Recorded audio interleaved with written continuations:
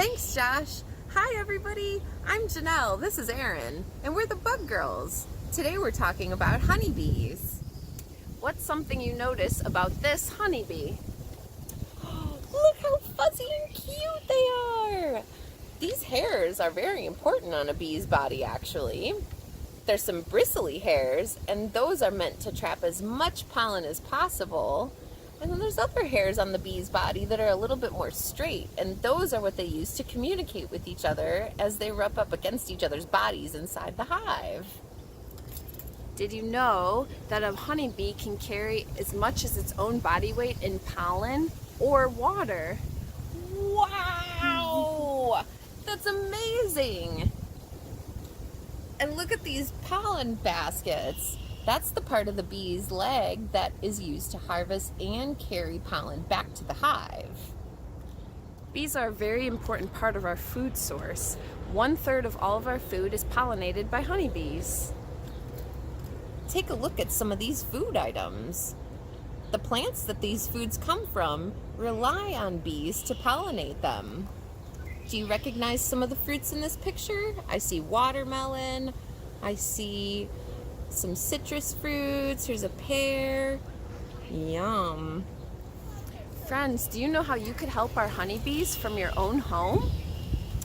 I know. One thing you can do is plant a pollinator garden. Like this one?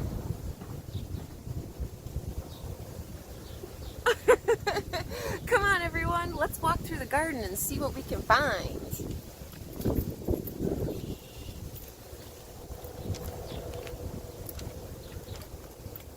Look at all the bright colors. Ooh. Planting flowers in clusters of bright colors helps attract bees, butterflies, hummingbirds, and even nighttime pollinators like beetles, moths, and bats, too.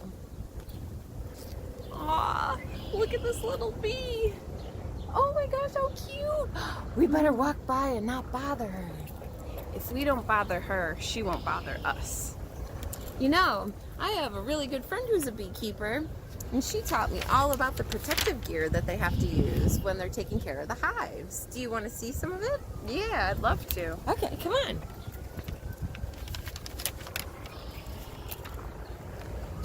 This is a beekeeper jacket. It's got a special hat attached to it that zips all the way around. And the screen part here is called a veil.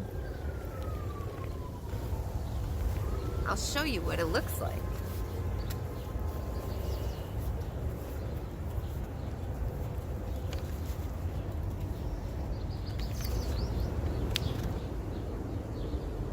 Zip.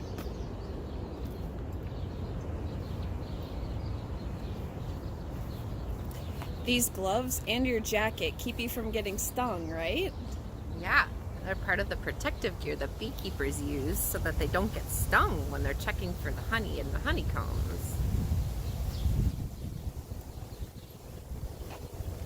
What are these things? These are some of the tools that the beekeeper uses. This is called a smoker. Inside here is where the beekeeper will put twigs and pine needles and pieces of wood. And after lighting them, it creates a smoke that can be puffed out of this container. And the smoke actually helps calm the bees down a little bit, like this picture. Can you see the smoker that the beekeeper's using? Some of the other tools that he might use is a hive tool. I don't know if you guys knew this, but honey's really, really sticky. So this tool helps the beekeeper pry the frames apart inside the hive so he can see the honeycomb, just like this.